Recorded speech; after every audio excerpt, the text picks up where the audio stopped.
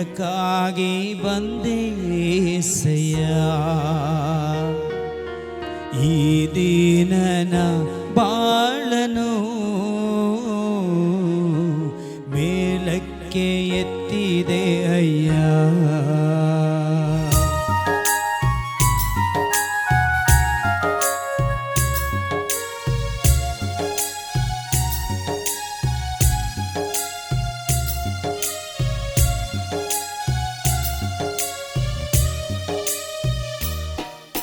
ಈ ಬಡವನ ಬಾಳಲ್ಲಿ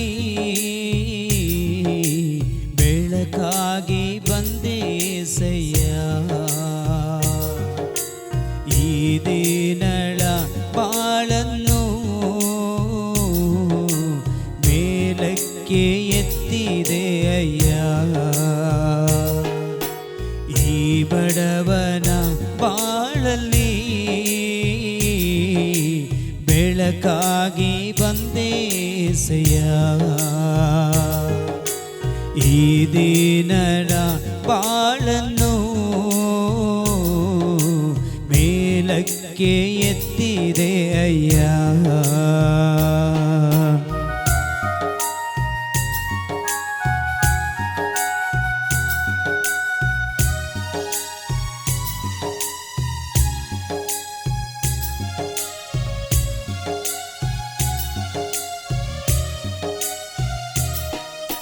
ಪ್ರೀತಿ ಪ್ರೀತಿ ಎಂದು ಹುಡುಕಲು ನಿಜವಾದ ಪ್ರೀತಿ ಇಲ್ಲ. ಪ್ರೀತಿ ಪ್ರೀತಿ ಎಂದು ಹುಡುಕಲು ನಿಜವಾದ ಪ್ರೀತಿ ಇಲ್ಲ. ನಿನ್ನ ಪ್ರೀತಿಯೇ ನನಗೆ ಸಾಕಯ್ಯ. ಬೇರೇನು ಬೇಡ ಏಸಯ್ಯ. ನಿನ್ ಪ್ರೀತಿಯೇ ನನಗೆ ಸಾಕಯ್ಯ. ಬೇರೇನು ಬೇಡ ಏಸಯ್ಯ. ಈ ಬಡವನ ಬಾಳಲ್ಲಿ ಬೆಳಕಾಗಿ ಬಂದೇಸಯ್ಯ. ಈ ದೀನಳ ಬಾಳನ್ನು ಮೇಲಕ್ಕೆ ಎತ್ತಿದೆ ಅಯ್ಯ.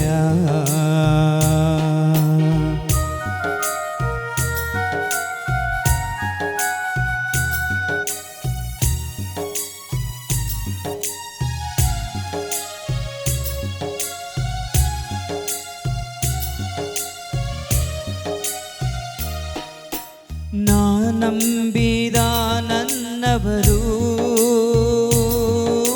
ನನ್ನ ದಾರಿಗೆ ಮುಳ್ಳಾದರು. ನಾ ನಂಬಿದ ನನ್ನವರು ನನ್ನ ದಾರಿಗೆ ಮುಳ್ಳಾದರು. ನಾ ಯಾರನು ನಂಬಲಿ ಏಸಯ್ಯ. ಬಿಟ್ಟರೆ ನನಗೆ ಯಾರಿಲ್ಲ. ನಾ ಯಾರನು ನಂಬಲಿ ಏಸಯ್ಯ. ನಿನ್ನ ಬಿಟ್ಟರೆ ನನಗೆ ಯಾರಿಲ್ಲ. ಈ ಬಡವನ ಬಾಳಲ್ಲಿ ಬೆಳಕಾಗಿ ಬಂದೇಸಯ್ಯ. ಈ ದೀನನ ಬಾಳನ್ನು ಮೇಲಕ್ಕೆ ಎತ್ತಿದೆ ಅಯ್ಯ. ಈ ಬಡವನ ಬಾಳಲ್ಲಿ ಬೆಳಕಾಗಿ ಬಂದೇಸಯ್ಯ.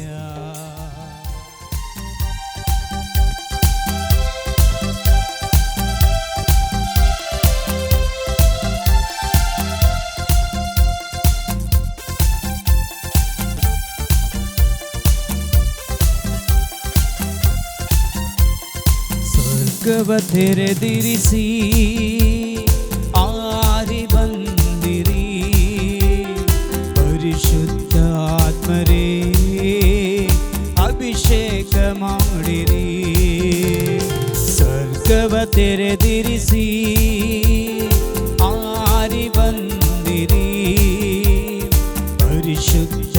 ಆತ್ಮರೇ ಅಭಿಷೇಕ ಮಾಡಿರಿ.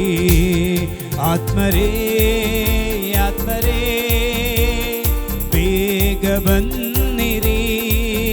ಆತ್ಮರೇ ಆತ್ಮರೇ ಬೇಗ ಬನ್ನಿರಿ. ಸ್ವರ್ಗವ ತೆರೆದಿರಿಸಿ ಆರಿ ಬಂದಿರಿ. ಪರಿಶುದ್ಧ ಆತ್ಮರೇ ಅಭಿಷೇಕ ಮಾಡಿರಿ.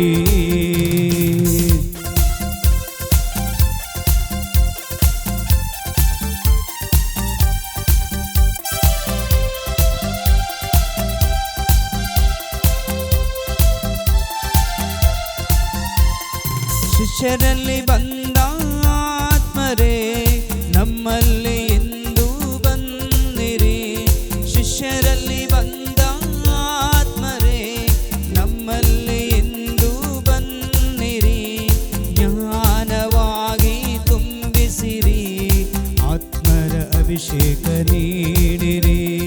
ಜ್ಞಾನದಾಗಿ ಬನ್ನಿರಿ. ಆತ್ಮಾಭಿಷೇಕವ ಕರುಣಿಸಿರಿ. ಆತ್ಮರೇ ಆತ್ಮರೇ ಬೇಗ ಬನ್ನಿರಿ. ಆತ್ಮರೇ ಆತ್ಮರೇ ಬೇಗ ಬನ್ನಿರಿ. ಸ್ವರ್ಗವ ತೆರೆದಿರಿಸಿ ಆರಿ ಬಂದಿರಿ. ಪರಿಶುದ್ಧ ಆತ್ಮರೇ ಅಭಿಷೇಕ ಮಾಡಿರಿ. ಸ್ವರ್ಗವ ತೆರೆದಿರಿಸಿ ಆರಿ ಬಂದಿರಿ. ಪರಿಶುದ್ಧ ಆತ್ಮರೇ ಅಭಿಷೇಕ ಮಾಡಿರಿ. ಆತ್ಮರೇ ಆತ್ಮರೇ ಬೇಗ ಬನ್ನಿರಿ. ಆತ್ಮರೇ ಆತ್ಮರೇ ಬೇಗ ಬನ್ನಿರಿ.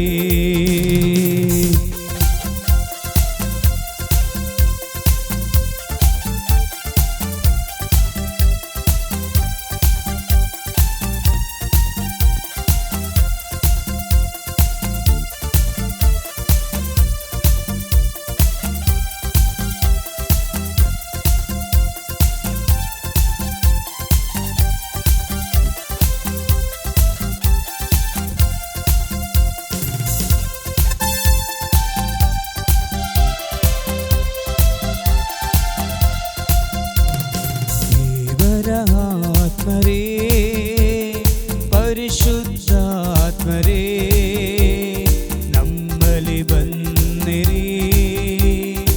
ಅಭಿಷೇಕ ಮಾಡಿರಿ. ದೇವರ ಆತ್ಮರೇ ನಮ್ಮಲ್ಲಿ ಬನ್ನಿರಿ. ಅಭಿಷೇಕ ಮಾಡಿರಿ. ಪರಿಶುದ್ಧ ಆತ್ಮರೇ ಆತ್ಮರೇ ಆತ್ಮರೇ ಬೇಗ ಬನ್ನಿರಿ. ಆತ್ಮರೇ ಆತ್ಮರೇ ಬೇಗ ಬನ್ನಿರಿ. ಆತ್ಮರೇ ಆತ್ಮರೇ ಬೇಗ ಬನ್ನಿರಿ. ಆತ್ಮರೇ ಆತ್ಮರೇ ಬೇಗ ಬನ್ನಿರಿ. ಬೇಗ ಬನ್ನಿರಿ. Hallelujah hallelujah hallelujah hallelujah. ಯೇಸುವೇ ಆರಾಧನೆ ಆರಾಧನೆ ಆರಾಧನೆ ಆರಾಧನೆ.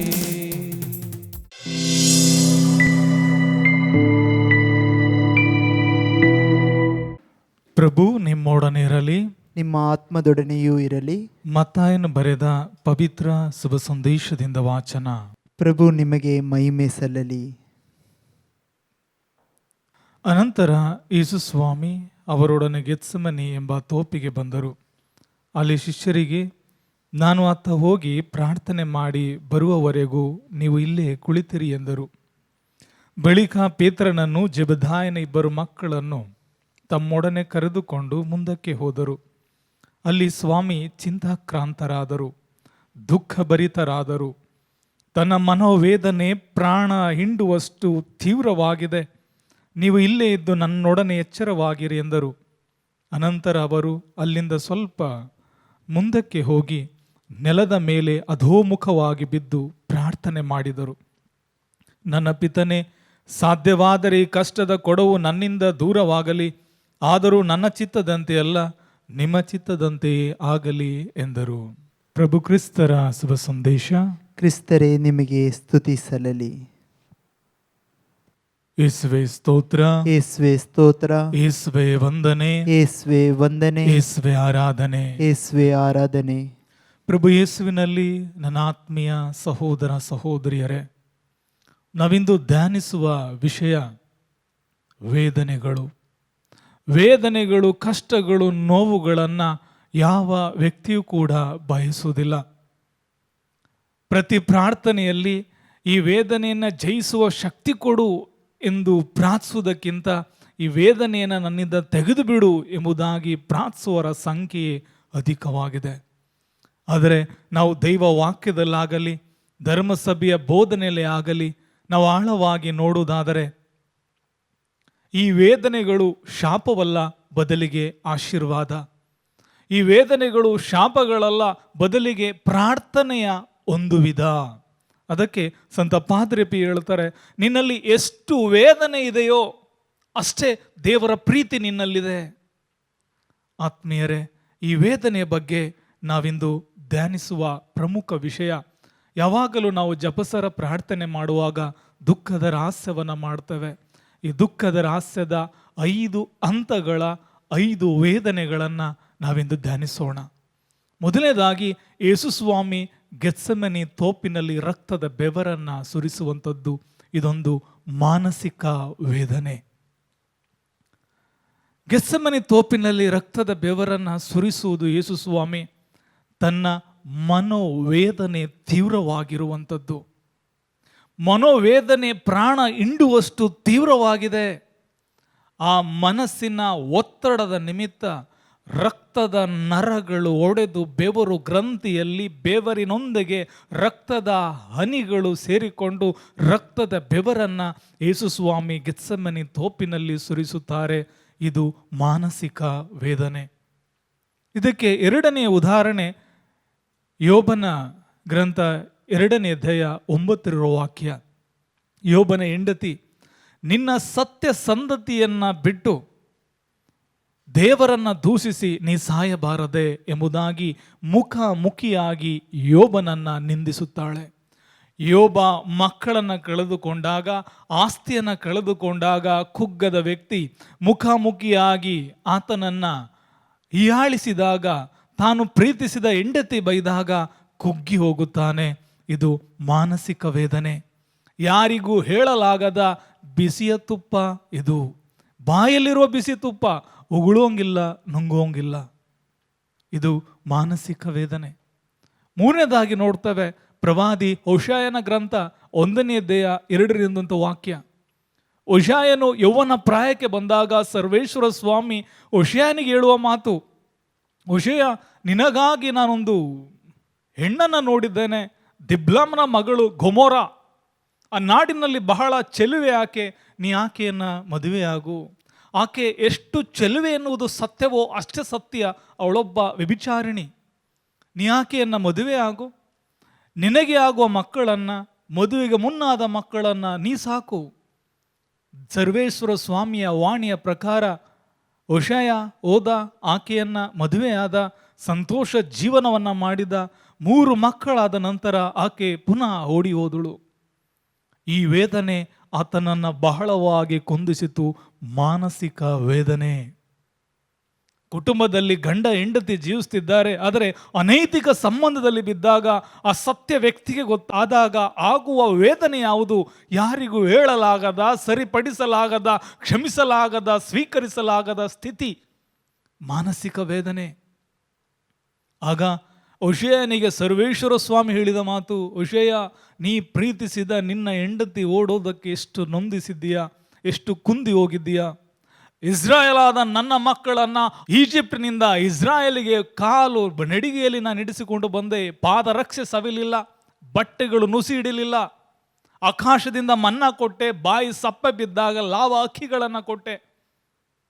ಅವರನ್ನ ಕಣ್ಣಲ್ಲಿ ಕಣ್ಣಿಟ್ಟು ನಾ ನೋಡಿದೆ, ಮೇಘಸ್ತಂಭವಾಗಿ ಅಗ್ನಿಸ್ತಂಭವಾಗಿ ನಾ ಕಾಪಾಡಿದೆ. ಆದರೆ ನನ್ನ ಜನರಾದ ಇಸ್ರಾಯೇಲರು ನನ್ನನ್ನು ತೊರೆದು ಬಾಲ್ ಅಶೇರ್ ದುಷ್ಟಶಕ್ತಿಗಳ ಹಿಂದೆ ಹೋಗಿದ್ದಾರೆ. ಈ ನನ್ನ ವೇದನೆಯನ್ನು ನಾನು ಯಾರಿಗೆ ಹೇಳಲಿ? ತಂದೆಯಾದ ದೇವರು ತಮ್ಮ ವೇದನೆಯನ್ನು ತನ್ನ ಪ್ರವಾದಿಗಳಿಗೆ ಶ್ರುತಪಡಿಸುವ ಮುನ್ನ ಅವರನ್ನು ಆ ಒಂದು ಸಣ್ಣ ಕಷ್ಟ ವೇದನೆಗಳನ್ನು ನೀಡುವುದರ ಮೂಲಕ, ಅಪ್ಪಣೆ ನೀಡುವುದರ ಮೂಲಕ ಆ ವ್ಯಕ್ತಿಗಳೊಂದಿಗೆ ಮಾತನಾಡುವುದನ್ನು ಪ್ರವಾದಿಗಳ ಜೀವನದಲ್ಲಿ ನಾವು ನೋಡ್ತೇವೆ. ವೇದನೆಗಳಲ್ಲಿ ಮಾನಸಿಕ ವೇದನೆ.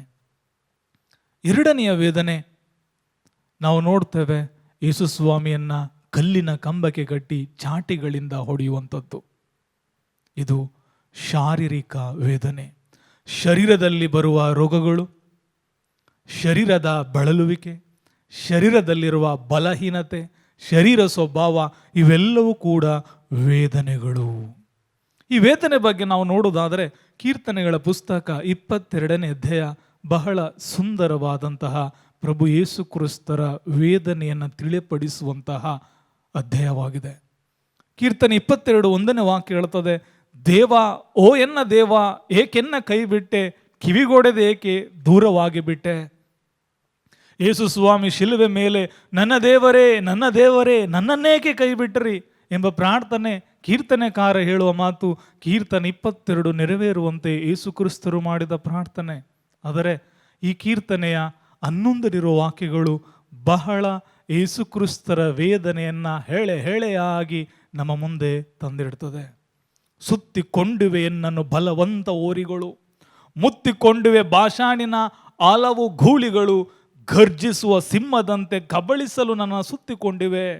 ಯೇಸು ಶಿಲುಬೆ ಕೆಳಗೆ ಬಿದ್ದಿದ್ದಾರೆ. ರಥರಹೌತಗಳು, ವ್ಯಕ್ತಿಗಳು, ಜನಸಂದಣಿಯ ಧೂಳು, ಕಾಲಿನ ಶಬ್ದ, ಗೂಳಿಗಳು, ಸಿಂಹಗಳು, ನಾಯಿಗಳು ಸುತ್ತುವ ರೀತಿಯ ಅನುಭವ ಯೇಸು ಸ್ವಾಮಿಗೆ ಆಗುತ್ತಿದೆ. ಅದರಲ್ಲಿ ಕ್ಷಯಿಸುತ್ತಿರುವೆ ನಾ ಚೆಲ್ಲಿದ ನೀರಿನಂತೆ. ನೀರಿಗೆ ಆಕಾರವಿಲ್ಲ. ಈ ನೀರನ್ನು ನೆಲದ ಮೇಲೆ ನಾವು ಚೆಲ್ಲುವುದಾದರೆ ಆಕಾರವಿಲ್ಲದೆ ನೆಲಕ್ಕೆ ಬೀಳ್ತದೆ. ಹಾಗೆ ಯೇಸು ಸ್ವಾಮಿ ಪ್ರತಿ ಬಾರಿ ಶಿಲುಬೆಯ ಕೆಳಗೆ ಬೀಳುವಾಗ ಆಕಾರವಿಲ್ಲದೆ ನೀರು ಬಿದ್ದ ಹಾಗೆ ಬಿದ್ದಿದ್ದಾರೆ. ಅದರ ಮುಂದಿನ ವಾಕ್ಯ ಹೇಳುತ್ತದೆ, ಎಲುಬುಗಳು ಅಲುಗಿವೆ. ಆಂಗ್ಲ ಭಾಷೆ ಹೇಳ್ತದೆ, my bones are out of joints. ಕೀಲುಗಳು ಸ್ಥಾನ ಪಲ್ಲಟನಗೊಂಡಿದೆ. ಒಂದೊಂದು ಕೀಲುಗಳು ತನ್ನ ಸ್ಥಾನವನ್ನು ಕಳೆದುಕೊಂಡಿದೆ ಅಂದ ಮೇಲೆ ತಲೆಯಿಂದ ಅಂಗಾಲ್ನವರೆಗೂ ಆ ಶರೀರದಲ್ಲಿರುವ ವೇದನೆ ಎಂಥದ್ದು. ಎದೆ ಕರಗಿದೆ ಮೇಣದಂತೆ, ಎನ್ನ ಗೋಣು ಅಂಟಿದೆ ಎನ್ನ ಜೀವೆಗೆ. ಅಂಗುಳಕ್ಕೆ ನಾಲಿಗೆ ಅಂಟಿಕೊಂಡಿದೆ, ಅದನ್ನು ಎಳೆಯುವ ಶಕ್ತಿ ಏಸೋಗಿಲ್ಲ. ಇದು ಶಾರೀರಿಕ ಬಲಹೀನತೆ, ಶಾರೀರಿಕ ವೇದನೆ. ಇದನ್ನು ನಾವು ಸಂತ ಭಕ್ತರಲ್ಲಿ ನೋಡ್ತೇವೆ. ಅನೇಕ ಸಂತ ಭಕ್ತರು ಈ ವೇದನೆಗಳನ್ನು ತಮ್ಮ ಜೀವನದಲ್ಲಿ ಅನುಭವಿಸಿ ಆತ್ಮವನ್ನು ಬಲಪಡಿಸಿಕೊಂಡಿದ್ದಾರೆ. ಮೂರನೇದಾಗಿ, ಯೇಸು ಸ್ವಾಮಿಯ ತಲೆಗೆ ಮುಳ್ಳಿನ ಕಿರೀಟವನ್ನು ಹಾಕಿ, ಕೆಂಬೇರಳಿನ ಬಟ್ಟೆಯನ್ನು ಹಾಕಿ, ಬೆತ್ತವನ್ನು ಕೈಗೆ ನೀಡಿ ರಾಜನೆಂದು ಅವಮಾನಪಡಿಸುವಂಥದ್ದು. ಅವಮಾನ ಇದು ಮೂರನೇ ಬಗೆಯ ವೇದನೆ. ಯೆರೆಮೀಯ 20:7 ವಾಕ್ಯ ಬಹಳ ಸ್ಪಷ್ಟವಾಗಿ ಹೇಳ್ತದೆ, ಯೆರೆಮೀಯ ತಾಯಿಯ ಗರ್ಭದಲ್ಲಿದ್ದಾಗಲೇ ಸರ್ವೇಶ್ವರ ಸ್ವಾಮಿ ಆತನನ್ನು ಕೂಗಿ ಕರೆದು ಪವಿತ್ರೀಕರಿಸಿದ್ದಾರೆ. ಹಾಗಾಗಿ ಬ್ರಹ್ಮಚರಿಯಾಗಿ ದೇವರ ಕರೆ ನಿಮಿತ್ತ ಜೀವಿಸಿದ ವ್ಯಕ್ತಿ ತಾನು ಬೋಧಿಸಿದ್ದನ್ನು ಜೀವಿಸಿದ್ದನ್ನೇ ಜನತೆಗೆ ಎತ್ತು ತೋರಿಸಿದ ಯೆರೆಮೀಯ, ದೇವರಿಗಾಗಿ, ದೇವರ ವಾಕ್ಯಕ್ಕಾಗಿ ಮೀಸಲಾಗಿ ಜೀವಿಸಿದ ಯೆರೆಮೀಯ 20:7 ವಾಕ್ಯದಲ್ಲಿ ಯೆರೆಮೀಯ ಕುಗ್ಗಿ ಹೇಳುವ ಮಾತು, ಸರ್ವೇಶ್ವರ, ನೀವು ನನ್ನನ್ನು ಮರುಳಾಗಿಸಿದಿರಿ, ನಾ ಮರುಳಾದೆ. ನೀವು ನನ್ನನ್ನು ಗೆದ್ದು ಬಿಟ್ಟಿರಿ, ನೀವು ನನಗಿಂತ ಬಲಿಷ್ಠರಲ್ಲವೇ. ಎಲ್ಲರೂ ನನ್ನನ್ನು ಅಣಕಿಸುವವರೇ, ದಿನವೆಲ್ಲ ನಾನು ಪರಿಹಾಸಕ್ಕೆ ಬಲಿಯಾದೆ. ಅರಚಾಟ, ಕೂಗಾಟ, ನಿಂದೆ, ಅವಮಾನಕ್ಕೆ ನಾನು ಬಲಿಯಾದೆ. ಇದು ದೇವರಿಗಾಗಿ ಜೀವಿಸಿದ ಯೆರೆಮೀಯನ ನೋವಿನ ಮಾತುಗಳು. ಇದು ಯಾವುದು? ಅವಮಾನಗಳು. ಈ ಅವಮಾನಗಳು ನಮ್ಮ ಆತ್ಮವನ್ನು ಬಲಪಡಿಸ್ತದೆ. ಹಾಗೂ ಮತ್ತಾಯ 5ನೇ ಅಧ್ಯಾಯ 39ನೇ ವಾಕ್ಯ ಹೇಳ್ತದೆ, ನಿನಗೆ ಅಪಕಾರ ಮಾಡಿದವನಿಗೆ ಪ್ರತಿಕಾರ ಮಾಡಬೇಡ. ನಿನ್ನ ಬಲಗೆನ್ನೆಗೆ ಒಬ್ಬನು ಹೊಡೆದರೆ ಇನ್ನೊಂದು ಕೆನ್ನೆಯನ್ನು ಒಡ್ಡು. ಒಬ್ಬ ವ್ಯಕ್ತಿಯ ಬಲಗೆನ್ನೆಗೆ ನಮ್ಮ ಬಲಗೈಯಿಂದ ಹೊಡೆಯಲು ಸಾಧ್ಯವಿಲ್ಲ.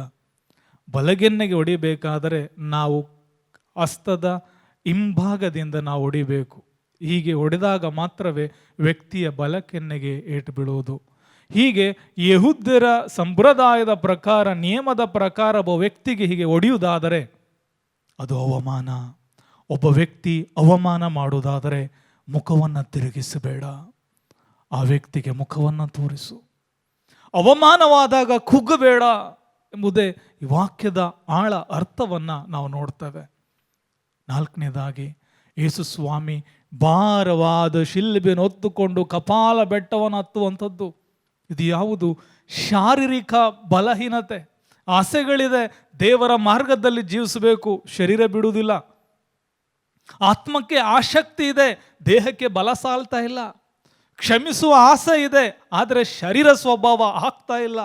ಪ್ರೀತಿಸುವ ಆಸೆ ಇದೆ, ಅವಕಾಶಗಳನ್ನು ಸದುಪಯೋಗಪಡಿಸಿಕೊಳ್ಳಲು ಆಗುತ್ತಿಲ್ಲ. ಕಾರಣ ನನ್ನ ಶರೀರದಲ್ಲಿ ಅಡಕವಾಗಿರುವ ಪಾಪದ ಆಸಕ್ತಿಗಳು, ಶರೀರದ ಬಲಹೀನತೆಗಳು. ಹಾಗಾಗಿ ಈ ನಿಶಕ್ತಿ, ಶರೀರದ ನಿಶಕ್ತಿ, ಶರೀರದ ಸ್ವಭಾವ ಇವೆಲ್ಲವೂ ಕೂಡ 4ನೇ ಬಗೆಯ ವೇದನೆ. 2 ಕೊರಿಂಥ 11ನೇ ಅಧ್ಯಾಯ 24ರಲ್ಲಿ ಸಂತ ಪೌಲರು ತಮಗಾದ ನೋವು ವೇದನೆಗಳನ್ನು ಹೇಳ್ತಾರೆ. ಸಂತ ಪೌಲರು ಬರೆದ ಒಂದೊಂದು ಪತ್ರಗಳು ಶಕ್ತಿಯುತವಾದ ದೇವರ ವಾಕ್ಯ. ಇಂದು ನಾವು ಶುಭ ಸಂದೇಶದಲ್ಲಿ ನಾವು ನೋಡ್ತೇವೆ. 2ನೇದಾಗಿ, ಸಂತ ಪೌಲರ ಬಟ್ಟೆಯಿಂದ, ಕರವಸ್ತ್ರಗಳಿಂದ ಅದ್ಭುತವಾಗ್ತಾ ಇತ್ತು. ಶಕ್ತಿಯುತವಾಗಿ ದೇವರಿಗಾಗಿ ಬೋಧಿಸಿದ ವ್ಯಕ್ತಿ ಸಂತ ಪೌಲ. ಆದರೆ ಅವರ ವೈಯಕ್ತಿಕ ಜೀವನದ ಕಷ್ಟವನ್ನು ಈ ವಾಕ್ಯದಲ್ಲಿ ಹೇಳ್ತಾರೆ. 5 ಸಾರಿ ಯೆಹೂದ್ಯರಿಗಿಂದ ನನಗೆ 40ಕ್ಕೆ 1 ಕಡಿಮೆ ಚಾಟಿ ಏಟುಗಳು ಬಿದ್ದವು. 40ಕ್ಕೆ 1 ಕಡಿಮೆ ಅಂದರೆ 39 ಏಟು. 39 ಎಂಬ ಪದವನ್ನಿಲ್ಲಿ ಬರೆದಿಲ್ಲ. ಕಾರಣ ಯೆಹೂದ್ಯರ ಪ್ರಕಾರ 39 ಒಬ್ಬ ಪಾಪಿಗೆ ಕೊಡುವಂತಹ ಸಂಖ್ಯೆ. ಆ 39 ಏಟುಗಳನ್ನು 5 ಬಾರಿ ಹೊಡೆದಿದ್ದಾರೆ ಈತ ದೊಡ್ಡ ಪಾಪಿ ಎಂದು. 3 ಸಾರಿ ರೋಮನರು ಚಡಿಗಳಿಂದ ಹೊಡೆದಿದ್ದಾರೆ. ಒಮ್ಮೆ ಜನರು ತನ್ನನ್ನು ಕೊಲ್ಲಲೆಂದು ಕಲ್ಲು ತೂರಿದ್ದಾರೆ. 3 ಸಲ ನಾನಿದ್ದ ಹಡಗು ಒಡೆದು ನೀರು ಪಾಲಾಗಿ ಸಮುದ್ರದ ನಡು ಕಡಲಲ್ಲೇ 3 ದಿನ 3 ಹಗಲಿರುಳು ಎಂಬುದಾಗಿ ನಾ ತೇಲಾಡಿದ್ದೇನೆ. ಪ್ರಭುವಿನ ಸೇವೆಯಲ್ಲಿ ನಾ ಕೈಗೊಂಡ ಪ್ರಯಾಣಗಳು ಅನೇಕ, ನನಗೆ ಬಂದೊದಗಿದ ಅಪಾಯಗಳು ಅನೇಕ.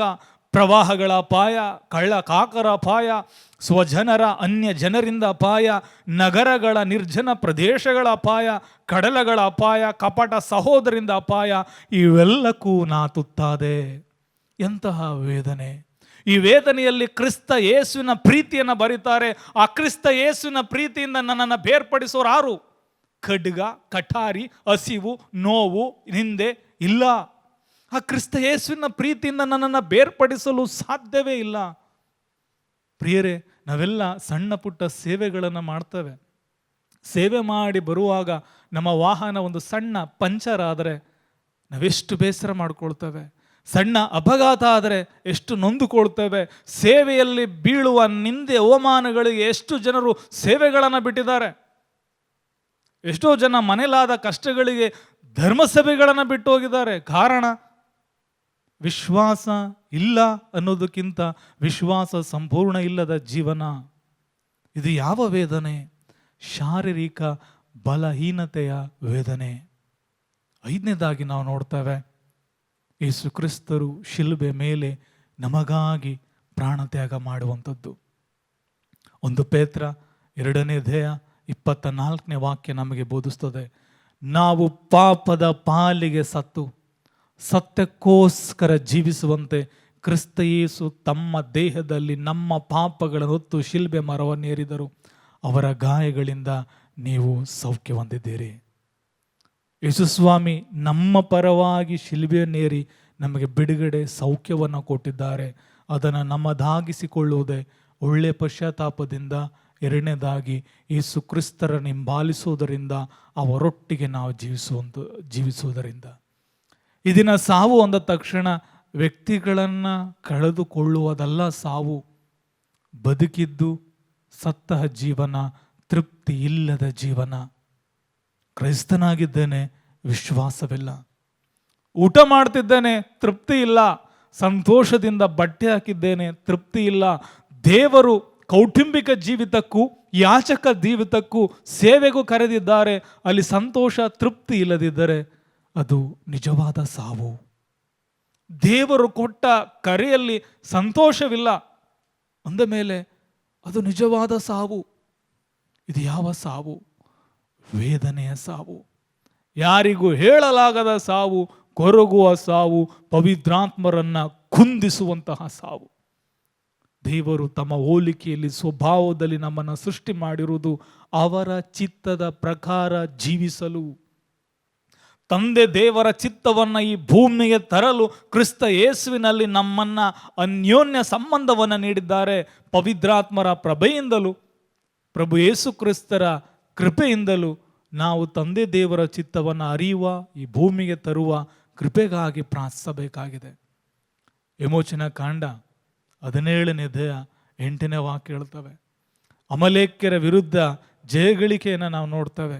ಈ ಅಮಲೇಕ್ಯರು ಯಾರು?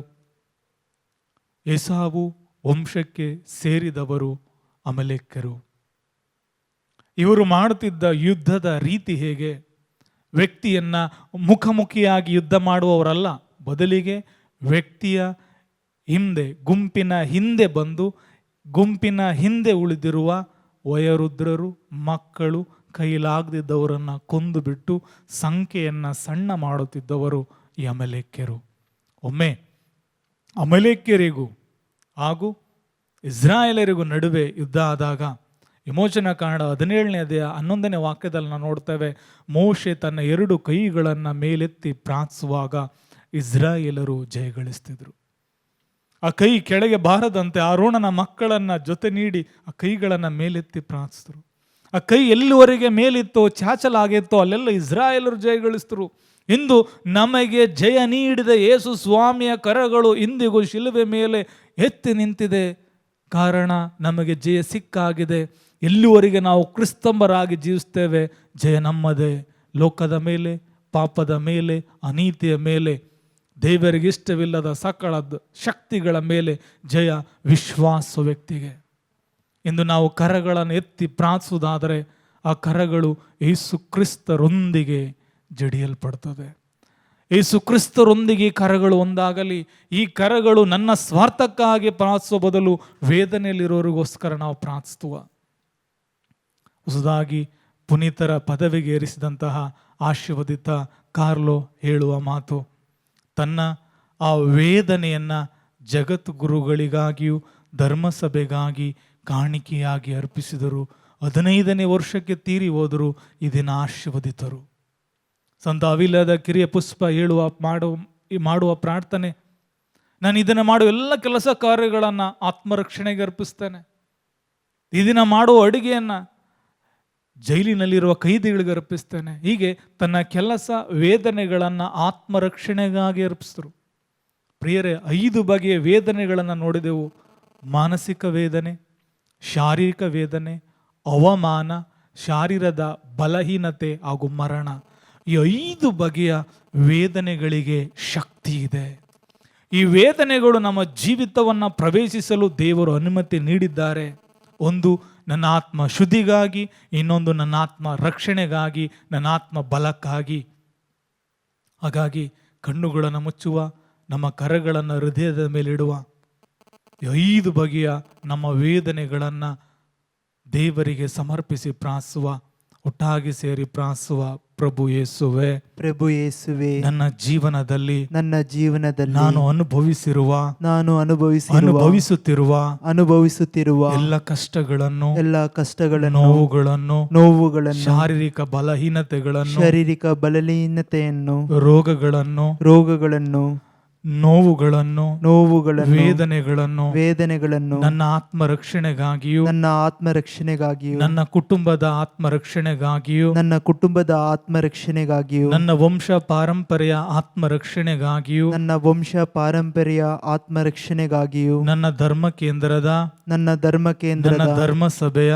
ಧರ್ಮಸಭೆಯ ಆತ್ಮರಕ್ಷಣೆಗಾಗಿಯೂ, ಸಂಸ್ಕಾರಗಳನ್ನು ನೀಡುವ ಯಾಜಕರ ಯಾಜಕರ ಧರ್ಮದಕ್ಷರ ಧರ್ಮದಕ್ಷರ ಜಗದ್ಗುರುಗಳ ಜಗದ್ಗುರುಗಳ ಆತ್ಮರಕ್ಷಣೆಗಾಗಿಯೂ ಆತ್ಮರಕ್ಷಣೆಗಾಗಿಯೂ ಅವರ ಅಭಿಪ್ರಾಯಕ್ಕಾಗಿಯೂ ಅವರ ಅಭಿಪ್ರಾಯಕ್ಕಾಗಿಯೂ ನಾನು ಸಮರ್ಪಿಸುತ್ತಿದ್ದೇನೆ. ನಾನು ಸಮರ್ಪಿಸುತ್ತಿದ್ದೇನೆ. ಪ್ರಭು ಯೇಸುವೆ, ಪ್ರಭು ಯೇಸುವೆ, ಈ ನನ್ನ ಪ್ರಾರ್ಥನೆಯನ್ನು ಈ ನನ್ನ ಪ್ರಾರ್ಥನೆಯನ್ನು ಸ್ವೀಕರಿಸಿರಿ. ಸ್ವೀಕರಿಸಿರಿ. ಈ ಮುರಿದ ನನ್ನ ಹೃದಯವನ್ನು ಈ ಮುರಿದ ನನ್ನ ಹೃದಯವನ್ನು ನಿಮ್ಮ ಕರಗಳಿಗೆ ಸಮರ್ಪಿಸುತ್ತಿದ್ದೇನೆ. ಸಮರ್ಪಿಸುತ್ತಿದ್ದೇನೆ. ನಿಮ್ಮ ಪವಿತ್ರ ರಕ್ತದಿಂದ ನಿಮ್ಮ ಪವಿತ್ರ ನನ್ನ ರಕ್ತದಿಂದ ತೊಳೆದು ಶುದ್ಧೀಕರಿಸಿರಿ. ನನ್ನನ್ನು ತೊಳೆದು ಶುದ್ಧೀಕರಿಸಿ. ನನ್ನ ವೇದನೆಗಳಲ್ಲಿ ನನ್ನ ವೇದನೆಗಳಲ್ಲಿ ನಿನ್ನ ಸ್ವರ ಕೇಳುವಂತಾಗಲಿ. ನಿನ್ನ ಸ್ವರ ಕೇಳುವಂತಾಗಲಿ. ನಿನ್ನ ಸ್ವರ ನಿನ್ನೊಂದಿಗೆ ನನ್ನನ್ನು ಬಲಪಡಿಸಲಿ. ನಿನ್ನೊಂದಿಗೆ ನನ್ನನ್ನು ಬಲಪಡಿಸಲಿ. ಆಮೇನ್. ಆಮೇನ್. ನಮೋ ಮರಿಯ ವರಪ್ರಸಾದ ಪೂರ್ಣಿ, ಪ್ರಭು ನಿಮ್ಮೊಡನಿದ್ದಾರೆ. ಸ್ತ್ರೀಯರಲ್ಲಿ ನೀವು ಧನ್ಯರು ಮತ್ತು ನಿಮ್ಮ ಉದರದ ಫಲವಾದ ಯೇಸು ಧನ್ಯರು. ಪರಿಶುದ್ಧ ಮರಿಯ ದೇವಮಾತೆ, ಪಾಪಿಗಳಾಗಿರೋ ನಮಗಾಗಿ ಈಗಲೂ ನಮ್ಮ ಮರಣದ ಸಮಯದಲ್ಲಿಯೂ ಪ್ರಾರ್ಥಿಸಿರಿ. ಆಮೇನ್. ಪಿತನಿಗೂ ಸುತನಿಗೂ ಮತ್ತು ಪವಿತ್ರಾತ್ಮರಿಗೆ ಮಹಿಮೆ ಉಂಟಾಗಲಿ. ಆದಿಯಲ್ಲಿದ್ದಾಗೆ ಈಗಲೂ ಯಾವಾಗಲೂ ಯುಗಾಂತರಕ್ಕೂ ಆಮೇನ್.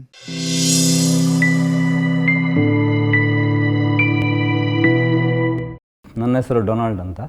ಮೂಲತಃ ಮಂಗಳೂರು, ಈಗ ಬೆಂಗಳೂರಲ್ಲಿ ಸೆಟ್ಲ್ ಆಗಿದ್ದೀನಿ. ನಾನೊಬ್ಬ ದೊಡ್ಡ ಕುಡುಕನಾಗಿದ್ದೆ. ದಿನಕ್ಕೆ 1.5 ಬಾಟ್ಲ್ ಬೇಕಿತ್ತು ನನಗೆ. 7-8 ಪ್ಯಾಕೆಟ್ ಸಿಗರೇಟ್ಗಳು ಬೇಕಿತ್ತು. ಮಂಗಳೂರಲ್ಲಿ ನಾನೊಬ್ಬ ದೊಡ್ಡ ರೌಡಿಯಾಗಿದ್ದೆ. ಪ್ರತಿಯೊಂದು ಸ್ಟೇಷನಲ್ಲಿ ನನ್ನ ರೆಕಾರ್ಡ್ಗಳು ಇತ್ತು. 10 ಗರ್ಲ್ಫ್ರೆಂಡ್ಗಳು ನನಗೆ ಬೇರೆ. ಇದೆಲ್ಲ ಆದಮೇಲೆ ನನಗೆ ಇದರಿಂದ ಕೆಲವೊಮ್ಮೆ ಅನಿಸ್ತಿತ್ತು ಹೊರಗಡೆ ಬರಬೇಕು, ಹೇಗೆ ಬರೋದು ಅಂತ ಗೊತ್ತಾಗ್ತಿರ್ಲಿಲ್ಲ. ಯಾರೋ ಒಬ್ಬರು ನನಗೆ ಹೇಳಿದರು, ಡಿವೈನ್ ಬಗ್ಗೆ ನನಗೆ ಹೇಳಿದರು, ಡಿವೈನ್ಗೆ ಹೋಗು ಸರಿಯಾಗತ್ತೆ ಅಂತ. 1.5 ತಿಂಗಳಲ್ಲಿ 3 ಸಲ ಬಂದೆ. ಮೊದಲ ಸಲ ಇಂಗ್ಲೀಷಿಗೆ ಬಂದೆ, ಕನ್ನಡಕ್ಕೆ ಕೊಂಕಣಿಗೆ ಬಂದೆ. ಯಾವ ಲ್ಯಾಂಗ್ವೇಜನ್ನು ಕ್ರಿಟಿಸೈಸ್ ಮಾಡೋದಲ್ಲ, ನಾನು ಇಂಗ್ಲೀಷ್ ಮೀಡಿಯಮಲ್ಲಿ ಓದಿದವು. ನಾನು ಇದು ಕೊಂಕಣಿ ನನ್ನ ಮಾತೃಭಾಷೆ. ಏನೂ ನನಗೆ ಫಲ ಸಿಕ್ಕಿಲ್ಲ, ಹಾಗೆ ರಿಟರ್ನ್ ಹೋದೆ. ಮತ್ತು ತಿರ್ಗೋ ಒಮ್ಮೆ ಅದೇ ಟೈಮಲ್ಲಿ ಅದೇ ವಾರದಲ್ಲಿ ಯಾರು ಹೇಳಿದ್ರು ಕನ್ನಡಕ್ಕೆ ಹೋಗು ಚೆನ್ನಾಗಿರುತ್ತೆ ಅಂತ. ಸೊ ನೇರವಾಗಿ ಕನ್ನಡಕ್ಕೆ ಬಂದರು. ಎಲ್ಲರೂ ನನ್ನ ಹತ್ರ ಹೇಳಿದ್ರು, ಇವನು ಸೈಕೋ ಆಗಿದ್ದಾನೆ, ನನ್ನ ತಲೆ ಹಾಳಾಗಿದೆ, ಒಂದು ಕುಡಿದು ತಲೆ ಹಾಳಾಗೋಗಿದೆ ಅಂತ. ಆದರೆ ಯಾರಿಗೂ ಕೇರ್ ಮಾಡಿಲ್ಲ. ನಾನು ಡೈರೆಕ್ಟಾಗಿ ಇಲ್ಲಿಗೆ ಬಂದೆ. ಪ್ರೇಯರ್ ಸ್ಟಾರ್ಟ್ ಆಯಿತು. ಇಲ್ಲಿ 2ನೇ ದಿನದಲ್ಲಿ ಏನೋ ನನಗೆ ಸ್ಪರ್ಶ ಆಗಿದ್ದಾಗಿತ್ತು. ನಾನು ನೆಲದಲ್ಲಿ ಬಿದ್ದಿದ್ದೀನಿ. ಒಂದು ಅರ್ಧ ಗಂಟೆ ಮೇಲೆ ಎಚ್ಚರಗಾಗಿದೆ. ನನ್ನನ್ನೆಲ್ಲರೂ ನೋಡ್ತಿದ್ದೆ. ತಿರ್ಗಾ ನನಗೊಂಥರ ಒಂದು ನಾಚಿಕೆ ಆಯಿತು. ಏನಪ್ಪ ಇದು ತಿರ್ಗಾ ಇಲ್ಲಿ ನನಗೆ ಕುಡುಕರ ಅಂತ. ಮೊದಲೇ ಕುಡುಕರು, ಅದು ರೌಡಿ ಗಿೌಡಿ ಎಲ್ಲ ಹೇಳ್ತಿದ್ರು ನನಗೆ. ಅದೇ ಥರ ಅನುಭವ ತಿರ್ಗಾ ಆಯಿತು ನನಗೆ. ಸೊ ಎದ್ದ ಮೇಲೆ ನಾನು ತುಂಬ ಹಗುರ ಆಗಿದ್ದೇನೆ, ತುಂಬ ಲೈಟ್ ಆಗಿದ್ದೇನೆ. ತುಂಬ ಖುಷಿಯಾಯಿತು. ಅಲ್ಲಿಂದ ಡಿಸೈಡ್ ಮಾಡಿದ್ದೆ, ಅದೇ ಸ್ಪಾಟಲ್ಲಿ ಡಿಸೈಡ್ ಮಾಡಿದೆ. ನನಗೆ ಗೊತ್ತಾಯಿತು, ನನಗೆ ಯೇಸು ಮುಟ್ಟಿದಾರಲ್ಲ, ಅಪ್ಪಿಕೊಂಡಿದ್ದಾರೆ ಅಂತ ನನಗೆ ಅನುಭವ ಆಯಿತು.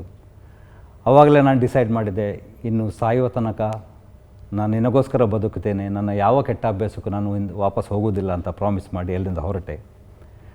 15 ದಿನದಲ್ಲಿ ನನಗೆ ಒಂದು ಓವರ್ಸೀಸ್ ಕೆಲಸ, ಹೊರಗಡೆ ದೇಶಕ್ಕೆ ಕೆಲಸಕ್ಕೆ ಒಂದು ಕರೆ ಬಂತು. ಅದಕ್ಕಿಂತ ಮೊದಲು ಒಂದು 5-6 ಲಕ್ಷ ನಾನು ಕಳ್ಕೊಂಡಿದ್ದೆ ಗಲ್ಫಿಗೆ ಹೋಗಬೇಕಂತ. ಆ ಏಜೆಂಟ್ಗಳೆಲ್ಲ ದುಡ್ಡು ಕೊಟ್ಟು ಕಳ್ಕೊಂಡಿದ್ದೆ. ಆದರೆ ದೇವರು ನನಗೆ ಇಸ್ರೇಲ್ ದೇಶಕ್ಕೆ ಕರ್ಕೊಂಡು ಹೋದರು. ನನಗೆ ಇಸ್ರೇಲ್ ಅಂತ ಏನೂ ಗೊತ್ತಿರಲಿಲ್ಲ. ಬರೀ ಚರ್ಚ್ಗಳಲ್ಲಿ ಅಲ್ಲಿ ಇಲ್ಲಿ ಬೈಬಲಲ್ಲಿ ಕೇಳ್ತಿದ್ದೆ ಬಿಟ್ಟು ಯಾವುದು ನನಗೆ ಗೊತ್ತಿರಲಿಲ್ಲ. ಅಲ್ಲಿ ನಾನು ಹೋದೆ. ಅಲ್ಲಿಂದ ದೇವರು ನನಗೆ ಅವರ ಅನುಗ್ರಹವನ್ನು ಕೊಟ್ಟರು. ಅಲ್ಲಿಂದ ನನಗೆ ಬ್ಲೆಸ್ ಮಾಡಿದರು. ಸೊ ಅಲ್ಲಿ ಸುಮಾರು ವರ್ಷ ನಾನು ಕೆಲಸ ಮಾಡಿ ಮದುವೆನ ಅಲ್ಲೇ ಆಯಿತು. ನನ್ನ ಮಗಳು ಅಲ್ಲಿ ಹುಟ್ಟಿದ್ಲು. 2004ರಲ್ಲಿ ವಾಪಸ್ ಬಂದೆ. ಯಾಕಂದರೆ ನನ್ನ ವೈಫ್ ಹೆಲ್ತ್ ಸ್ವಲ್ಪ ಕೆಟ್ಟೋದ ಕಾರಣ ರಿಟರ್ನ್ ಇಂಡಿಯಾಕ್ಕೆ ಬಂದು ಬೆಂಗಳೂರಲ್ಲಿ ಸೆಟ್ಲಾಗಿ ತಿರ್ಗಾ ಒಮ್ಮೆ ಇಲ್ಲಿ ಡಿವೈನ್ಗೆ ಥ್ಯಾಂಕ್ಸ್ ಗಿವಿಂಗ್ಗೋಸ್ಕರ ನಾವು ಬಂದಿವಿ ಇಲ್ಲಿ. ಆವಾಗ ನನ್ನ ಮಗಳಿಗೆ ಒಂದು 4 ವರ್ಷ ಆಗಿತ್ತು. ಈ ಶರೋನ್ ಬಿಲ್ಡಿಂಗಲ್ಲಿ ಫಾದರ್ ನಮಗೆ ಒಂದು ರೂಮ್ ಕೊಟ್ಟಿದ್ದರು. ಮಗು ಇದೆ, ಅದಕ್ಕೋಸ್ಕರ ಡಿಸ್ಟರ್ಬ್ ಆಗೋದು ಬೇಡ, ಅಲ್ಲಿ ಓಡಾಡ್ತಾಯಿದೆ ಚಿಕ್ಕ ಮಗು ಅಂತ. ಸೊ ಅಲ್ಲಿ ಫಸ್ಟ್ ಫ್ಲೋರಲ್ಲಿ ನಮಗೆ ರೂಮ್ ಕೊಟ್ಟಿದ್ದರು. ಒಂದು ದಿನ ಮಧ್ಯಾಹ್ನ ಊಟಕ್ಕೆ ಬಿಟ್ಟಾಗ ನಾನು ನೀರನ್ನು ಕೆಳಗಡೆ ನಾವು ಊಟ ಮಾಡ್ತೀವಿ, ಅಲ್ಲ ಮೇಲೆ ಫ್ಲೋರಲ್ಲಿದ್ದೀವಿ. ಊಟ ಮಾಡೋದು ನೀರು ಕಲೆಕ್ಟ್ ಮಾಡುವಾಗ ಮೇಲಿಂದ ಕೆಳಗೆ ಒಂದು ದೊಡ್ಡ ಒಂದು ಶಬ್ದ ಬಿತ್ತು. ನಾನು ಯಾರಿಗೆ ಹೆಲ್ಪ್ ಆಗಬೇಕಂತ ನೋಡಿದಾಗ ನನ್ನ ಮಗಳು ಹೀಗೆ ಅಂತ ಬಿದ್ದಿದ್ಲು. ಅವಳಿಗೊಂದು ಅರ್ಧ ಗಂಟೆ ಕಾನ್ಷಿಯಸ್ ಇರಲಿಲ್ಲ. ನಾವು ಅಲ್ಲಿ ಇಲ್ಲಿ ಓಡಾಡಿ ಏನೂ ಆಗಿಲ್ಲ, ಮಂಗಳೂರಿಗೆ ಹೋಗಬೇಕಂತ ಪ್ಲ್ಯಾನ್ ಆಯಿತು. ಆಮೇಲೆ ಇಲ್ಲಿ ಡಾಕ್ಟ್ರ್ ಇದ್ದಾರೆ, ಇವಾಗಲೂ ಇದ್ದಾರೆ ಡಾಕ್ಟ್ರಲ್ಲಿ ಅಮ್ಮ. ಅವರಂದು ನಾನು ಫಸ್ಟ್ ಏಡ್ ಮಾಡ್ತೀನಿ, ಎಲ್ಲ ಸರಿಯಾಗುತ್ತೆ, ದೇವರಿದ್ದಾರೆ, ಎಲ್ಲ ಪ್ರೇಯರ್ಗಳು ಸ್ಟಾರ್ಟ್ ಆಯಿತು. ಅರ್ಧ ಗಂಟೆ ಅಲ್ಲಿಗೆ ಒಂದು ಜ್ಞಾನ ಬಂತು, ಕಾನ್ಷಿಯಸ್ ಬಂತು. ಜ್ಯೂಸ್ ಎಲ್ಲ ಕೊಟ್ಟರು, ಏನೂ ಆಗಿಲ್ಲ, ಒಂದು ಸ್ಕ್ರ್ಯಾಚು ಆಗಿಲ್ಲ ಅವಳಿಗೆ ಅಷ್ಟು ಮೇಲಿಂದ ಬಿದ್ದಾಗ. ಅದಾದಮೇಲೆ ತಿರ್ಗಾ ನಾವು ಮಂಗಳೂರಿಗೆ ಹೋಗಿ ರಿಟ್ರೀಟ್ ಎಲ್ಲ ಮುಗಿದು ಮಂಗಳೂರಿಗೆ ಹೋಗಿ ತಿರ್ಗಾ ನಮಗೆ ಒಂಥರ ಡೌಟ್ ಇತ್ತು, ಆಗಿರಬೇಕು ಅಂದರೆ ನಾವಿಬ್ಬರು ಮೆಡಿಕಲಲ್ಲಿದ್ದ ಕಾರಣ ಸ್ಕ್ಯಾನಿಂಗ್ ಅದು ಇದು ಎಲ್ಲ MRI ಎಲ್ಲ ಮಾಡಿದಾಗ ಡಾಕ್ಟ್ರ್ ಹೇಳಿದ್ರು, ಏನಕ್ಕೆ ನಿಮಗೆ ದುಡ್ಡು ಜಾಸ್ತಿ ಆಗಿದೆಯಾ, ಯಾಕೆ ಸುಮ್ಮನೆ ಖರ್ಚು ಮಾಡ್ತೀರಿ, ನಿಮ್ಮ ಮಗಳಿಗೆ ಏನಾಗಿಲ್ಲ. ಸೊ ನಾವು ಹೀಗೆ ಅಂತ ಹೇಳಿದಾಗ ಮತ್ತೆ ಹೇಳಿದರು, ಇಲ್ಲ ನೀವು ನಂಬೋ ದೇವರು ನಿಮಗೆ ಕೈ ಬಿಟ್ಟಲ್ಲ, ಏನಾಗಿಲ್ಲ ಅಂತ. ಆಮೇಲೆ ಮಗಳಿಗೆ 5 ವರ್ಷ ಆದಾಗ ಇನ್ನೊಂದು ಅವಳಿಗೊಂದು ಹಠ, ಡೈಲಿ ಕೇಳ್ತಾ ಇದ್ಲು ನನಗೆ ಒಬ್ಬ ತಮ್ಮ ಬೇಕು ಅಂತ. ಆದರೆ ನಮಗೆ ಡಾಕ್ಟರ್ ಸ್ಟ್ರಿಕ್ಟ್ಲಿ ಹೇಳಿದ್ದಾರೆ ಫ್ಯಾಮಿಲಿ ಪ್ಲ್ಯಾನಿಂಗ್ ಮಾಡಬೇಕು, ಯಾಕಂದರೆ ನನ್ನ ವೈಫು SLA ಆರ್ಥರೈಟಿಸಿಂದ ಸ್ಟಿರಾಯ್ಡನ್ನು ಕನ್ಸ್ಯೂಮ್ ಮಾಡ್ತಿದ್ಲು, ನೀವು ತುಂಬ ಜಾಗ್ರತೆ ಆಗಿರ್ಬೇಕು, ಡೇಂಜರಸ್ ಇದೆ, ಕನ್ಸೀವ್ ಆಗಬಾರ್ದು ಅಂತ. ಏನೋ ಒಂದು ಮೆಥಡ್ ಫೇಲ್ ಆಗಿ ಕನ್ಸೀವ್ ಆದಳು. ಸೇಮ್ ಟೈಮಲ್ಲಿ ನನ್ನ ಮಗಳು ನನಗೆ ತಮ್ಮ ಬೇಕು ಅಂತ ತುಂಬ ಕೇಳ್ತಾ ಇದ್ಲು. ಸಡನ್ನಾಗಿ ಪ್ರೆಗ್ನೆನ್ಸಿಯಲ್ಲಿ ಕೊನೆ ತನಕ ಏನು ಟೆಸ್ಟಿಂಗ್ ಮಾಡಿದಾಗ ಎಲ್ಲ ಡಾಕ್ಟ್ರ್ ಹೇಳಿದರು ಕನ್ಸೀವ್ ಆದರೆ ತಾಯಿ ಮಗಳು ಇಬ್ಬರು ಜೀವಕ್ಕೆ ಅಪಾಯ ಇದೆ, ನನಗೆ ತುಂಬ ಜಾಗ್ರತೆ ಆಗಿರೋದ್ರಿಂದ ನನಗೆ ವಾರ್ನಿಂಗ್ ಕೊಟ್ಟಿದ್ದರು. ಆದರೂ ದೇವರು ಆ ಮಗು ಬೆಳೆದು ಈಗ ದೊಡ್ಡವನಾಗಿ ಸೆಕೆಂಡ್ ಇಯರ್ PUCಯಲ್ಲಿ ಓದ್ತಿದ್ದಾನೆ. ಡ್ಯಾನಿಯಲ್ ಅಂತ ಹೆಸರು, ಕ್ರಿಕೆಟರ್ ಆಗಿದ್ದಾನೆ. ಕರ್ನಾಟಕ ಟೀಮಿಗೆ ಆಡ್ತಿದ್ದಾನೆ ಅಂಡರ್-16 ಅಂಡರ್-19 ಸೆಲೆಕ್ಷನ್ ನಡೀತಿದೆ. ಮಗಳು ಬಂದು ಡೆನಿಟಾ ಅಂತ, ಈಗ 22 ವರ್ಷ ಅವಳಿಗೆ. ಬ್ಯಾಂಗ್ಳೂರಲ್ಲಿ ಒಂದು MNC ಕಂಪನಿಯಲ್ಲಿ HR ಮ್ಯಾನೇಜರಾಗಿ ಕೆಲಸ ಮಾಡ್ತಿದ್ದಾಳೆ. ಇದೆಲ್ಲ ಆದಮೇಲೆ ನಾನು ಅದೇ ದಿನ ನನ್ನ ಕೆಟ್ಟ ಗುಣವನ್ನು ಬಿಟ್ಟ ಮೇಲೆ ದೇವರು ನನಗೆ ಅಪಾರವಾಗಿ ಆಶೀರ್ವಾದಿಸಿದರು. ನನ್ನನ್ನು ನೋಡಿ ತುಂಬ ಜನ ಅವರು ಕೂಡ ಅವ್ರ ಲೈಫನ್ನು ಚೇಂಜ್ ಮಾಡಿದರು. ನನಗೆ ಕುಡುಕ, ರೌಡಿ, ಅದು ಇದು ಅಂತ ಎಲ್ಲ ಟೈಟಲ್ ಇತ್ತು. ಎಲ್ಲರೂ ದೇವರು ನನ್ನನ್ನು ಮುಟ್ಟಿ ನನ್ನನ್ನು ಕಾಪಾಡಿದರು. Thank you Jesus.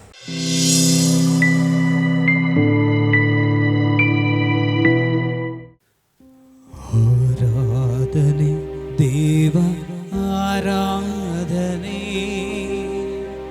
ಪ್ರಭು ಯೇಸು ಸ್ವಾಮಿಗೆ ಆರಾಧನೆ. ಲೋಕದ ಪಾಪಕ್ಕೆ ಪರಿಹಾರ ಬಲಿಯಾದ ದೇವರ ಕುರಿಮರಿಗೆ ಆರಾಧನೆ.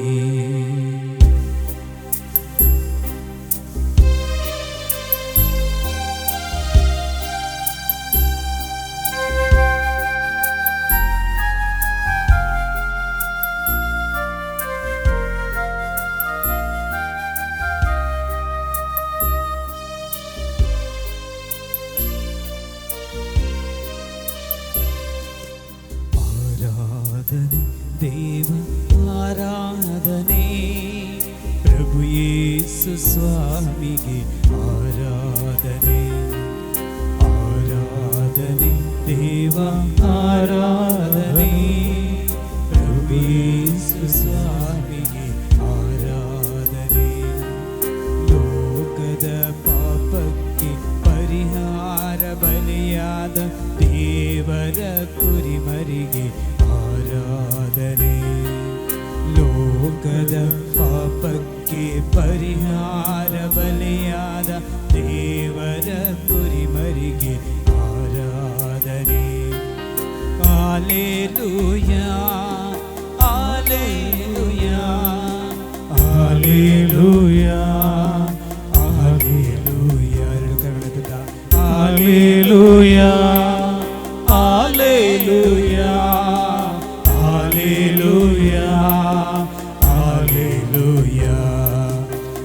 Hallelujah, hallelujah, hallelujah, hallelujah, hallelujah, hallelujah,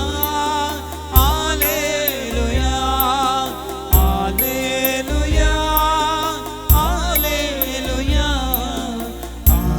hallelujah, hallelujah.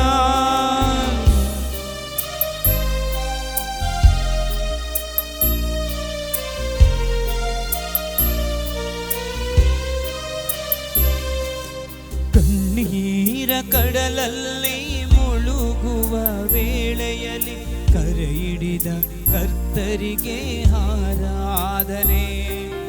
ಕಣ್ಣೀರ ಕಡಲಲ್ಲಿ ಮುಳುಗುವ ವೇಳೆಯಲ್ಲಿ ಕರೆ ಹಿಡಿದ ಕರ್ತರಿಗೆ ಆರಾಧನೆ.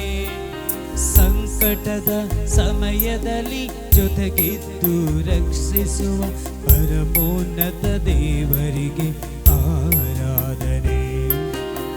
Hallelujah, Hallelujah, Hallelujah, Hallelujah, Hallelujah, Hallelujah, Hallelujah, Hallelujah, Hallelujah, Hallelujah, Hallelujah, Hallelujah, Hallelujah, Hallelujah, Hallelujah,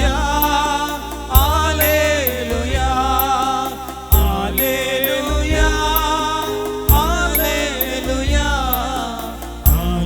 Hallelujah, ಯೇಸುವೇ ಆರಾಧನೆ ಆರಾಧನೆ ಆರಾಧನೆ ನಿಮಗೆ ಸ್ತೋತ್ರ ಯೇಸುವೇ Hallelujah, Hallelujah, Hallelujah, ಯೇಸುವೇ ಆರಾಧನೆ ಯೇಸುವೆ ಸ್ತೋತ್ರ, ಯೇಸುವೇ ಸ್ತೋತ್ರ ಯೇಸುವೆ ವಂದನೆ, ಯೇಸುವೇ ಯೇಸುವೆ ಆರಾಧನೆ. ಯೇಸುವೇ ಆರಾಧನೆ. ಪ್ರಭು ಯೇಸುವಿನಲ್ಲಿ ನನ್ನ ಆತ್ಮೀಯ ಸಹೋದರ ಸಹೋದರಿಯರೇ, ಈ ಆರಾಧನೆಯಲ್ಲಿ ಪೂಜ್ಯ ರೊಟ್ಟಿಯಲ್ಲಿರುವಂತಹ ಮಹಿಮಾಂಬರಿತರಾದಂತಹ ಮರಣ ಗೆದ್ದ ಮೃತ್ಯುಂಜಯ ಯೇಸು ಕ್ರಿಸ್ತರ ಹೃದಯಕ್ಕೆ ನಮ್ಮ ಮನಸ್ಸು, ಆತ್ಮ, ಶರೀರ, ಜ್ಞಾನ, ಹೃದಯ, ಜೀವಿತವನ್ನ ಸಮರ್ಪಿಸಿ ಪ್ರಾರ್ಥಿಸುವ. ನಮ್ಮ ಜೀವನದ ಪಯಣದಲ್ಲಿ ಅನೇಕ ಆಶೀರ್ವಾದಗಳನ್ನು ದೇವರಿಂದ ಪಡೆಯುತ್ತೇವೆ. ನಾವು ಮಾಡುವ ಎಲ್ಲ ಪ್ರಾರ್ಥನೆಗಳಲ್ಲಿ ದೇವರೇ ಕಷ್ಟಗಳನ್ನು ಪರಿಹರಿಸು, ನನಗೆ ಸಂತೋಷ ಕೊಡು, ನನಗೆ ಕೃಪೆ ಕೊಡು ಎಂಬುದಾಗಿ ಅಧಿಕವಾಗಿ ನಿರಂತರವಾಗಿ ನಾವು ಪ್ರಾರ್ಥಿಸ್ತಾ ಇರ್ತೇವೆ. ಆದರೆ ಯಾರು ಕೂಡ ನನಗೆ ವೇದನೆ ಕೊಡು ಎಂಬುದಾಗಿ ದೇವರಲ್ಲಿ ಪ್ರಾರ್ಥಿಸುವುದು ಬಹಳ ವಿರಳ.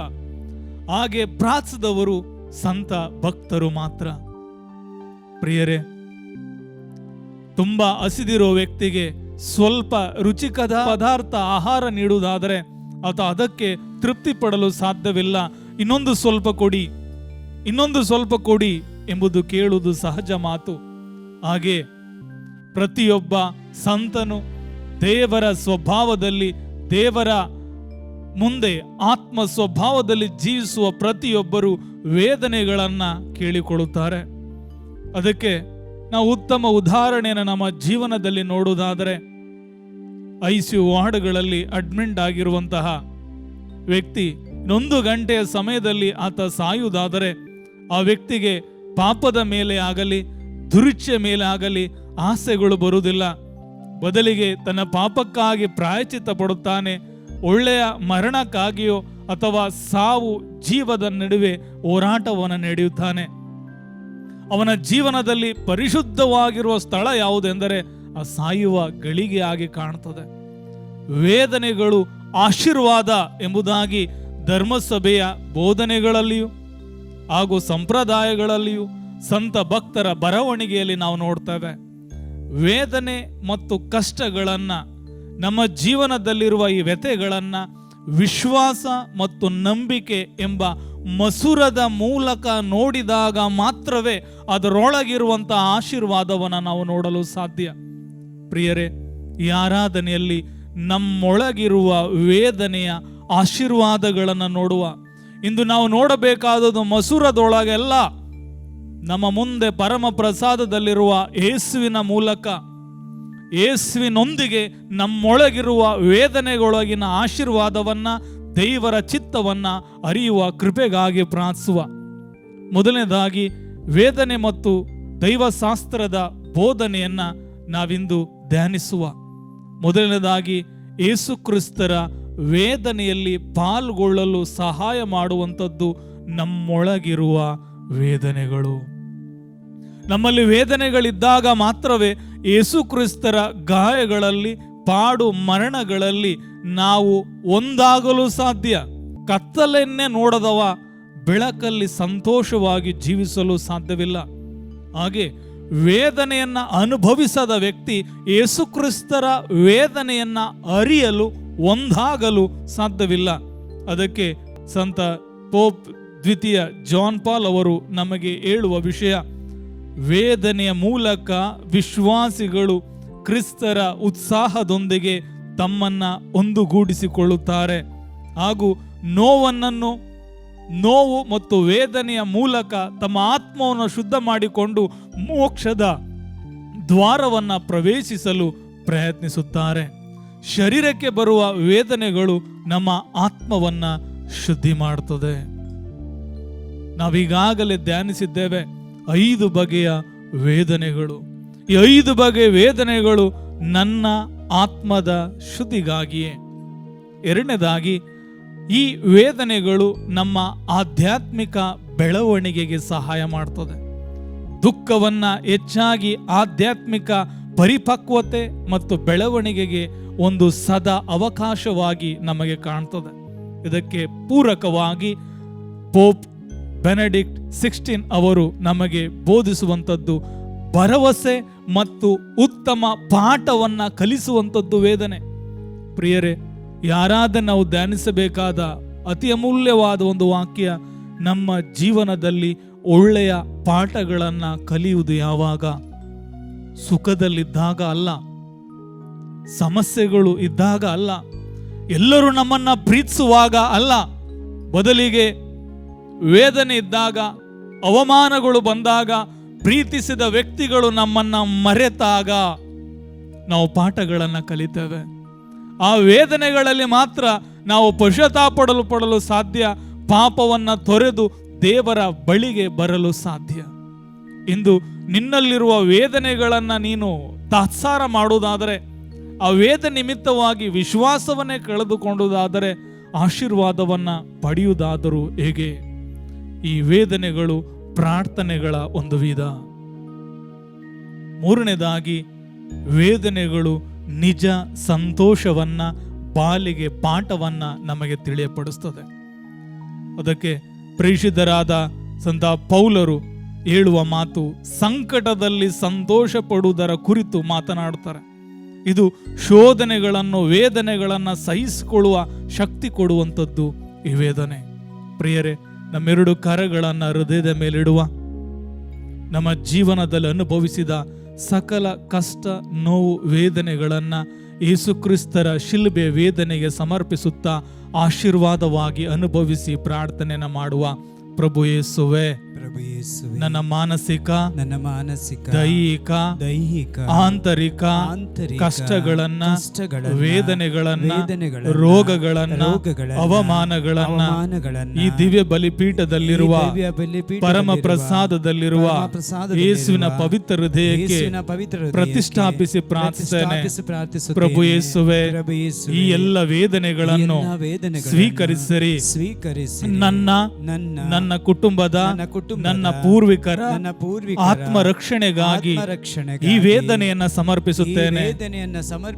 ನಿಮ್ಮ ಪರಿಶುದ್ಧ ರಕ್ತದಿಂದ ನನ್ನನ್ನು ತೊಳೆದು ಶುದ್ಧೀಕರಿಸಿರಿ. ನಮ್ಮ ಕುಟುಂಬದಲ್ಲಿರುವ ಸಕಲ ದಾರಿದ್ರ್ಯತೆಯಿಂದಲೂ, ಅವಿಶ್ವಾಸದಿಂದಲೂ, ಸಕಲ ಬಂಧನಗಳಿಂದಲೂ ಬಿಡುಗಡೆ ನೀಡಿರಿ. ಈ ವೇದನೆಗಳು ನನ್ನ ಜೀವನದಲ್ಲಿ ಆಶೀರ್ವಾದವಾಗಿ ಮಾರ್ಪಡಲಿ. ಹಾಲೆಲೂಯಾ. ನಮೋ ಮರಿಯ, ವರಪ್ರಸಾದ ಪರುಣೆ, ಪ್ರಭು ನಿಮ್ಮೊಡನಿದ್ದಾರೆ. ಸ್ತ್ರೀಯರಲ್ಲಿ ನೀವು ಧನ್ಯರು ಮತ್ತು ನಿಮ್ಮ ಮಧುರದ ಫಲವಾದ ಯೇಸು ಧನ್ಯರು. ಸಂತ ಮರಿಯ ದೇವಮಾತೆ, ಪಾಪಿಗಾಗಿ ನಮಗಾಗಿ ಈಗಲೂ ನಮ್ಮ ಮರಣದ ಸಮಯದಲ್ಲಿ ಪ್ರಾರ್ಥಿಸಿರಿ. ಆಮೆನ್. ಪಿತನಿಗೂ ಸುತನಿಗೂ ಮತ್ತು ಪವಿತ್ರಾತ್ಮರಿಗೆ ಮಹಿಮೆ ಉಂಟಾಗಲಿ, ಆದಿಯಲ್ಲಿದ್ದಂತೆ ಈಗಲೂ ಯಾವಾಗಲೂ ಯುಗ ಯುಗಾಂತರಕ್ಕೂ ಆಮೆನ್.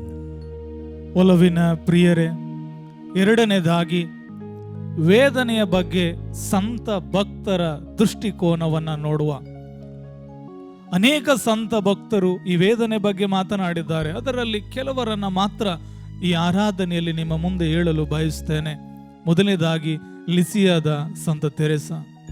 ತನ್ನ ಸಣ್ಣ ದಾರಿಯಿಂದ ಹೆಸರುವಾಸಿಯಾದ ಸಂತ ತೆರೆಸ ಅವರು ದೇವರಿಗೆ ಹತ್ತಿರವಾಗಲು ವೇದನೆಗಳನ್ನ ನೋಡಿದವರು.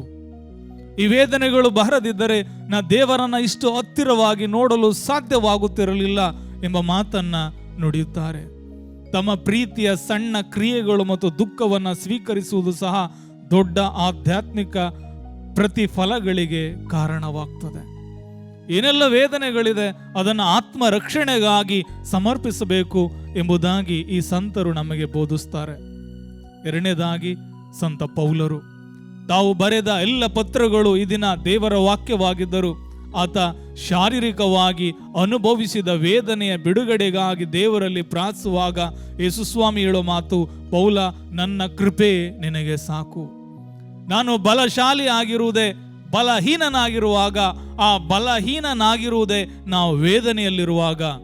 ನೀ ಮಾನಸಿಕವಾಗಿ ವೇದನೆಯಾಗಿರಬಹುದು, ಶಾರೀರಿಕವಾಗಿ ವೇದನೆಯಲ್ಲಿರಬಹುದು, ಅವಮಾನಗಳಲ್ಲಿರಬಹುದು. ಹಾಗಾಗಿ ಈ ಸ್ಥಿತಿಯಲ್ಲಿರುವಾಗಲೇ ನಿನ್ನ ಆತ್ಮ ಶಕ್ತಿಯುತವಾದ ಅಭಿಷೇಕದಿಂದ ತುಂಬಲ್ಪಡುತ್ತದೆ.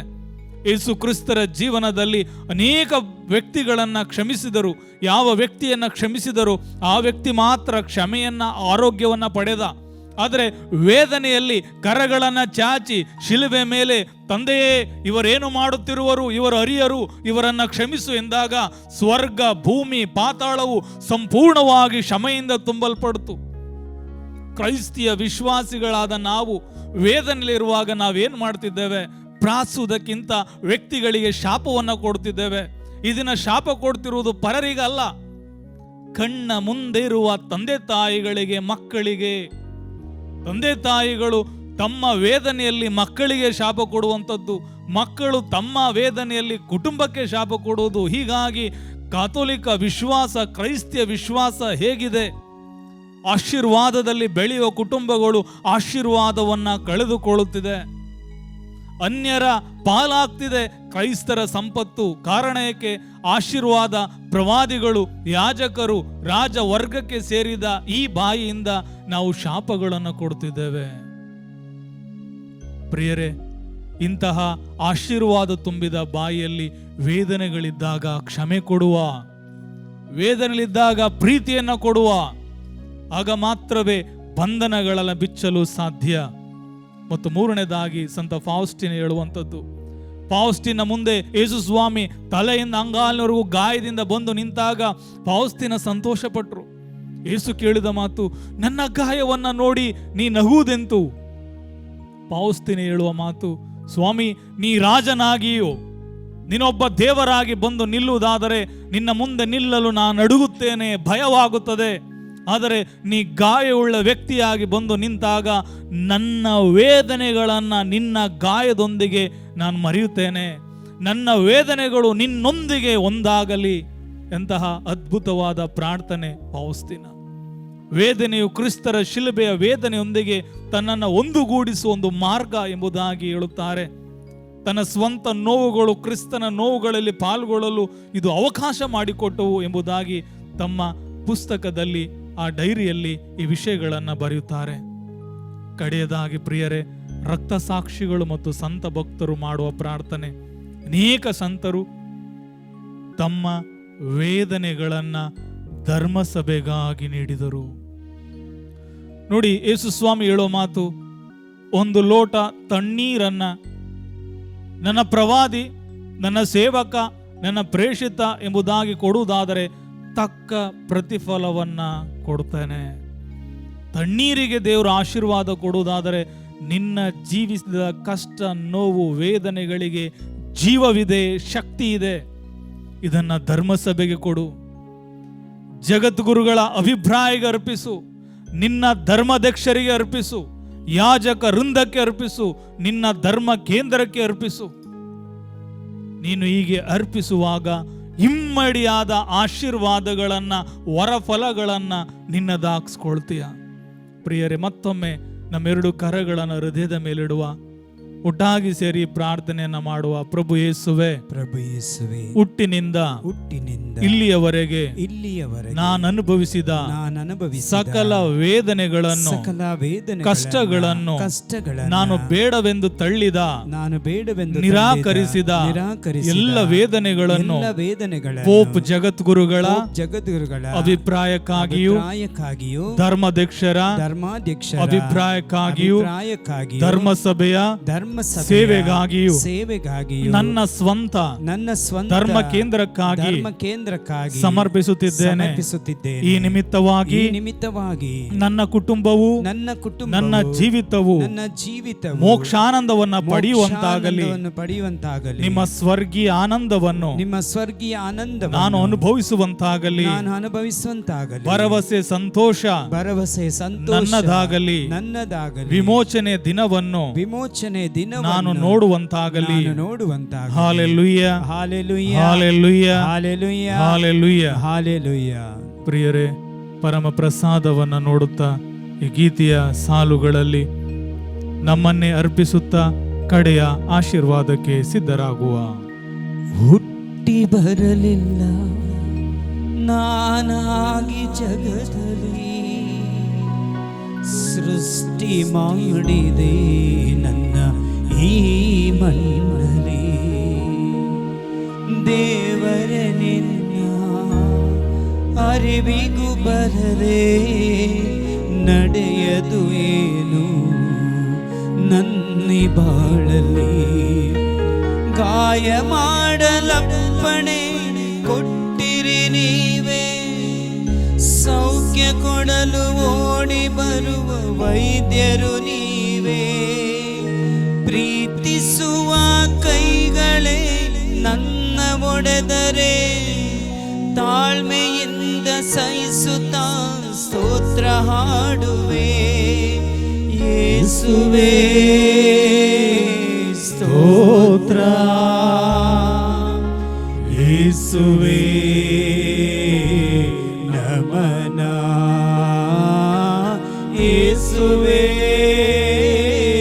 ಸ್ತೋತ್ರ,